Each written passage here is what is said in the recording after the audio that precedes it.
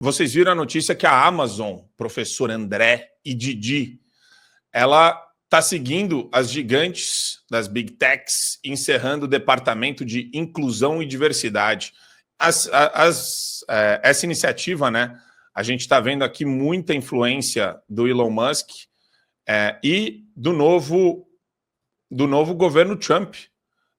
Tem muita coisa acontecendo e eu acho que isso tem sido um fator muito importante nesse recuo, que começou, eles falaram, nos últimos 2 anos, impulsionado por críticas a companhias como a BlackRock e a Disney, acusadas de promover agendas... eu odeio a palavra progressista, né? A agenda da turma da extrema esquerda identitária, professor. E eu queria te ouvir sobre isso. Basta que essa onda volte para o estado de coisas normal, ou ativistas, comunicadores e empresários que se dizem de direita, que apostam na meritocracia, agora está na hora de criar os selos deles, as certificações deles, porque espaço aberto é espaço que depois pode ser ocupado por qualquer outra coisa. Tem que lembrar disso também, professor. Não basta você destruir, né? Você tem que construir algo no lugar. Isso acontece muito em guerras, isso acontece na arte, né? Você às vezes quer derrubar o status, né? Aquilo que está posto, e não tem nada para colocar no lugar. E aí você deixa um vazio, quem entra ali? Quem entra? Um tirano, entra qualquer um. A agenda woke, ela está caindo, as pessoas estão um pouco assustadas. Eu vi outro dia, inclusive, ser dito... Isso foi comparado, a cair a agenda woke foi comparado numa emissora com ir contra a libertação dos escravos. A gente chegou num ponto desse. Mas por que a agenda woke está caindo junto com checagem, junto com a chegada da direita aos Estados Unidos? Porque checagem e agenda woke são coisas da esquerda. Pode chocar um pouco a gente pensar que checagem seja algo de esquerda, mas é. E por que é? Não a moderação. Moderação é algo neutro, mas a checagem, a existência de checadores é algo da esquerda. E é pelo seguinte, porque as checagens que hoje são feitas são a respeito de conteúdos desinformativos, conteúdos negacionistas, conteúdos de discurso de ódio, conteúdos que firam a sensibilidade do outro. E essa visão de que é preciso você checar e retirar do discurso do ambiente público versões que sensibilizem o outro, essa é uma visão da liberdade de expressão da esquerda. A direita vê a liberdade de expressão como a soma de versões, e a esquerda vê a liberdade de expressão como a eleição da melhor versão, que sempre é a dela, né? E por isso que é autoritária. Então, a checagem de conteúdo parte de uma premissa de esquerda. Por isso que os checadores são de esquerda e por isso que a checagem ela cai quando a direita sobe ao poder nos Estados Unidos, junto com a agenda woke, que também cai, porque também parte do pressuposto de que há a necessidade de você forçar e impor uma diversidade, menos de opinião, mas você impor uma diversidade e não você coabitar-se. Então, não é que a diversidade precisa existir, a pessoa que sei lá, homossexual, bissexual, que seja, ela precisa conviver junto. Não é a ideia de inclusão que está por trás da agenda woke, é a ideia de essa pessoa precisa se sobressair em relação às demais para que haja um silenciamento ou uma perda de direitos das demais para que se restaure ou haja um equilíbrio histórico e etc. Aquela ideia de reparação histórica, tudo isso que a gente está cansado de ver. Então, a agenda woke, assim como a checagem, são temas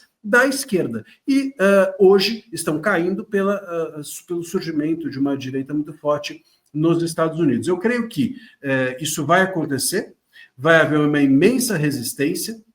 Não sei qual é o resultado do embate disso, porque é um embate cultural muito forte, mas uma coisa é certa, Marco, o grande combate à agenda woke não é agora, porque isso está na cultura, isso está enraizado na cultura. Então, o combate é a médio prazo, médio e longo prazo. Quando a agenda woke deixa, por exemplo, o McDonald's ou a Amazon deixaram de lado a sua agenda woke, a Meta tirou...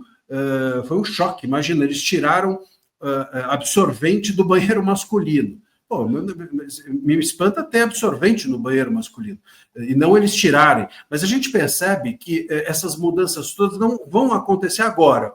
Elas vão acontecer a médio e longo prazo, como tudo que é cultural. As questões culturais, elas ficam introjetadas nas pessoas e nos ambientes públicos. Sim. E essa é a luta de mostrar que isso é uma bobagem. E não é uma bobagem pela inclusão, é uma bobagem porque a agenda woke, repito, ela não é inclusiva. Ao contrário, ela significa pegar um que estava no poder, arrancar e colocar outro. Quer dizer, continua desigual, só que a desigualdade favorece outras pessoas. Acho perfeito isso que você falou, André. E tem uma coisa que é importante, Didi, que muita gente às vezes não leva em consideração.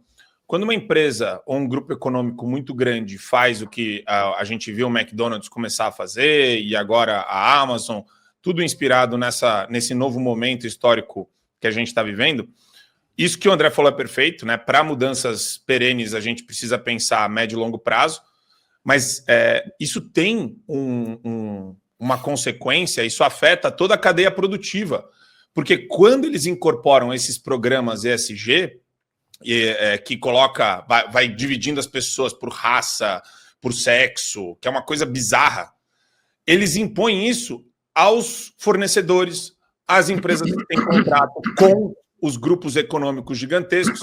Então, muitas vezes, o cara do grupo econômico ele fica naquele dilema maldito. Ele olha para um contrato do McDonald's ou da Amazon, putz, eu preciso ter um programa de inclusão racial, de sexo e trans, travesti e... Letramento. Letramento é letramento. E eu tenho o contrato aqui de 150 milhões de dólares que eu preciso fechar para minha empresa crescer. Aí o cara vai... Qual que foi a tendência que a gente viu dos últimos anos? O cara foi. Por isso que eu acho, esses espaços eles não podem ficar abertos. Como que você pensa, Didi? Eu queria pedir licença aqui ao doutor André para discordar dele aí, porque eu não acho que isso está introjetado na sociedade, não. Ao contrário.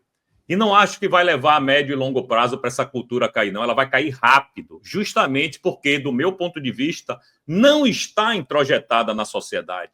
Ela vai de encontro com o que pensa a sociedade. A sociedade é conservadora, a sociedade é cristã. A gente está falando do Ocidente, evidentemente, e é evidentemente que a gente está falando aí das empresas nos Estados Unidos. Então, estou me referindo à sociedade americana. Então, a sociedade americana é conservadora, a sociedade americana é cristã, a sociedade americana é American First, né? Então, assim, eu não consigo ver isso aí cair a médio e longo prazo. Por que é que funcionou até agora? Porque uma minoria barulhenta, certo? Que consegue impor a sua vontade sobre uma maioria silenciosa, conseguiu fazer isso até então. Só que não é porque o Donald Trump vai assumir agora que isso vai começar a cair. Não, já começou a cair antes de ele assumir. Eu acredito que vai ser acelerado a partir do momento em que ele tomar posse. Isso eu não tenho dúvida. Mas a sociedade americana já estava cansada, cara. Estava cansado de ir no banheiro e ter um marmanjo lá com o Bilal de fora e uma criança de 8, 10 anos do lado. E se você reclamasse, o errado era você. Porque a sociedade ia cair de pau, a mídia ia cair de pau, etc e tal. A sociedade cansou. O wokeismo, ele vai se destruir de dentro para fora, porque é contra a sociedade, é contra o que pensa a gente. Graças a Deus, as grandes empresas aí, a gente viu McDonald's, Coca-Cola, Boeing, Meta, Toyota, Target, Walmart, um bocado de mega empresa nos Estados Unidos que já estão dando as costas para essa cultura woke. Não é porque Donald Trump quer, é porque o consumidor quer. A galera cansou disso aí. Ninguém aguenta mais essa baboseira, não, cara. O exemplo clássico. A Budweiser com aquela Bud Light que botou um trans para fazer propaganda de cerveja que só macho alfa, redneck, bebia nos Estados Unidos, entendeu? Então, assim, nunca mais eles se recuperaram. Isso já tem 2 anos. Nunca mais se recuperaram. Era número 1 em vendas, conseguiu bater de frente com seu público e o público simplesmente rejeitou a Bud Light. Hoje ela é o 3º lugar perde até para uma cervejaria mexicana, que é o segundo lugar. Então, assim, a sociedade cansou. E uma coisa, Didi, você está falando da Bud Light, tem um cara que é um comediante americano que eu adoro, chamado Shane Gillis, e ele fez uma propaganda recente da Bud Light totalmente anti-woke, assim, passando o recado claro, não sei se vocês viram, depois a gente pode até passar para vocês, mas existe essa mudança que o Didi falou, tá acontecendo, é exatamente isso. Mas continua, Didi, para concluir. Desculpa. Não, só para concluir aqui, doutor. Então, eu quero também um direito à réplica.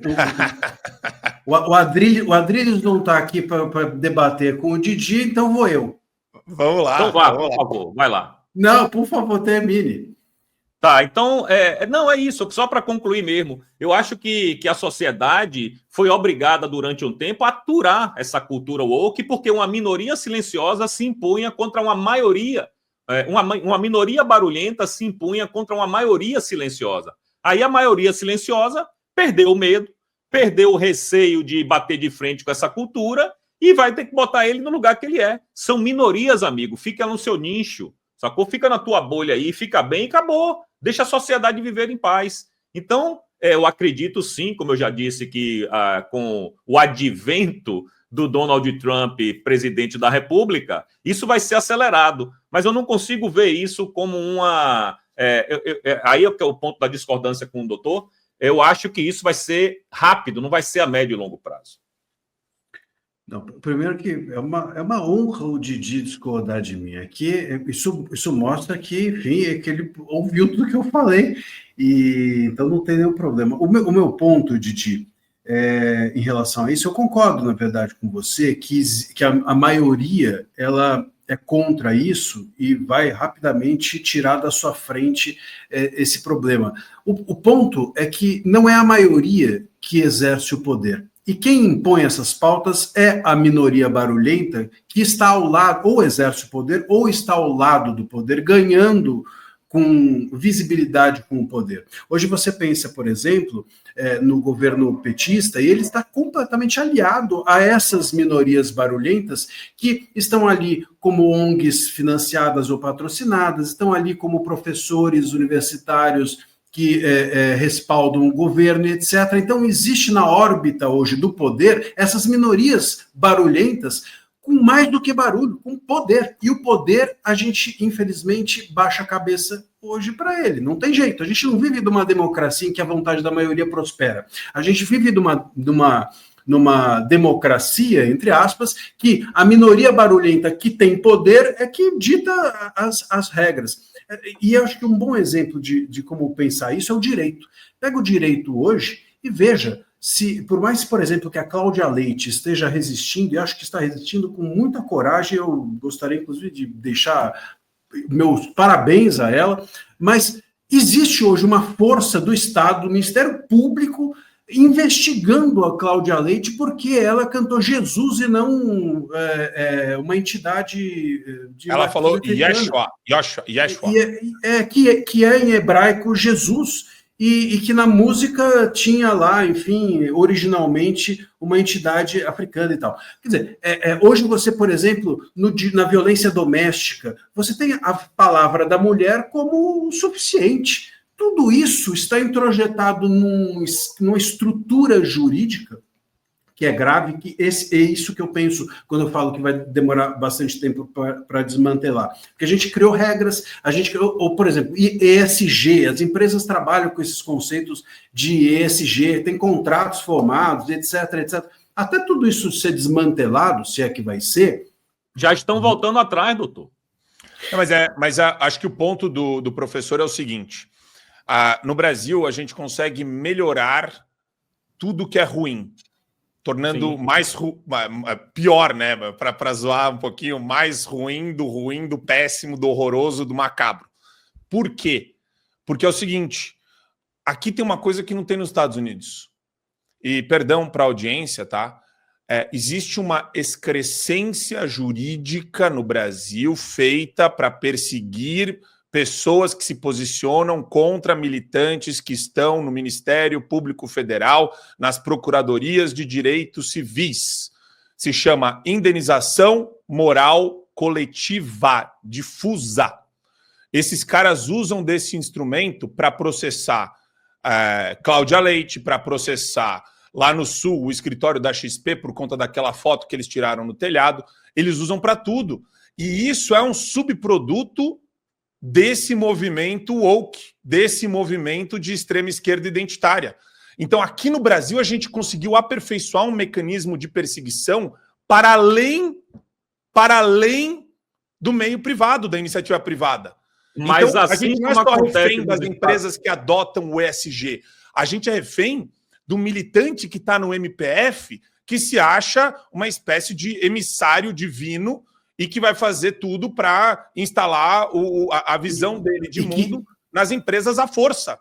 Com a força tem gente, da grana, da pilhagem, perdão. E vai ter gente fazendo isso, Didi e Marco, não necessariamente porque está aderindo a essa pauta, mas porque acha que isso é certo. Então você pega, por exemplo, um moleque que está saindo da universidade hoje, ele acha que isso é o correto, ele não está fazendo porque ele tem um raciocínio de esquerda ou de direita. Ele aprendeu a vida toda que isso é o correto. O cara é um juiz, o cara é um professor, o professor não deveria ter essa cabeça, mas um aluno que se forma, um jornalista e um juiz, às vezes o cara está simplesmente repetindo aquilo que culturalmente ele aprendeu, dentro de casa ou fora de casa. Então, essas marcas, elas vão perdendo já a sua referência.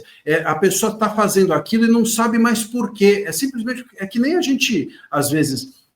sei lá, por que a gente respeita? Você já pensou? Por que a gente...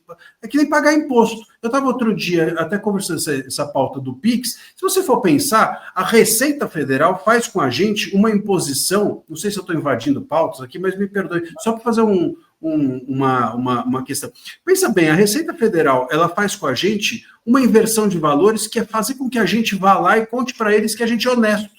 Né? Então, todo ano a gente tem que contar para eles que a gente é honesto. E acerte o cálculo, senão é multa e juros. E acerte o cálculo. Então, imagina só se viesse um projeto de lei dizendo assim, todo mês você tem que, ou todo ano você tem que ir na delegacia de polícia contar o que você fez todo mês, e se você estiver correto, beleza. Se você errar, está preso. E se você não se lembrar, você é multado. Ia ser um absurdo, mas é o que a Receita faz. Então, a gente perde a referência do abuso quando ele vai se neutralizando com o tempo. E esse é o problema dessas pautas. Eu queria só fazer um comentário aí, já que o doutor falou aí da Cláudia Leite, que tirou Iemanjá e colocou Yeshua. Detalhe, a música é dela. Ela não está mudando a letra de uma outra pessoa. A música também é dela. E se ela tivesse também, e ela tivesse copiando a letra de outra pessoa... Isso daí é problema da outra pessoa de direitos autorais e não do termo que está sendo utilizado na nova letra. Sim, mas o pior, Marco, é que é dela. Sim, eu faço o que quiser com a minha música. Seja, eu rasgo a minha música no meio, jogo numa fogueira e vejo ela sublimar. Então, eu crio a música e não posso cantar do jeito que eu quiser? Eu posso criar, eu posso destruir, eu posso deformar, eu posso fazer o que eu quiser. A música é minha. Eu criei a música. Onde está a liberdade de expressão? Onde está a liberdade de expressão, não é? É isso. Mas o ponto essencial que o professor colocou é esse.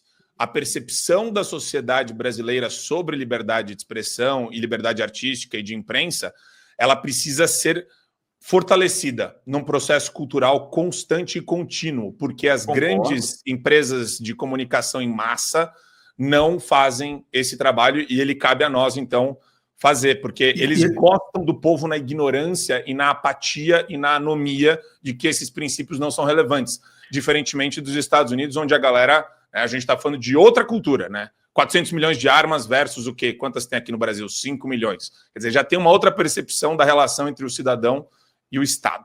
Ô, Marco, esses pontos são complementares, né? Quer dizer, o Didi está vendo assim, bom, a maioria, as pessoas, elas vão largar isso fácil. Sim, mas a estrutura de poder... Talvez não, esse é o outro ponto. Na verdade, são dois pontos. A gente precisa trabalhar nas duas frentes, porque isso é... Por exemplo, vou dar um outro exemplo aqui rapidamente, mas essa questão do celular na escola. Todo mundo achando o máximo proibir o celular na escola. Se você for ver, o princípio o que está por trás disso é você dizer assim que o mau uso justifica a proibição. É com isso que se proíbe arma, é com isso que se proíbe, que se censura as redes. Vocês não sabem usar, então o Estado aqui vai dizer para vocês que vocês não podem usar. Se vocês não usam bem, a gente vai proibir. é nesses lugares que a gente sequer percebe que está o abuso que a gente precisa combater.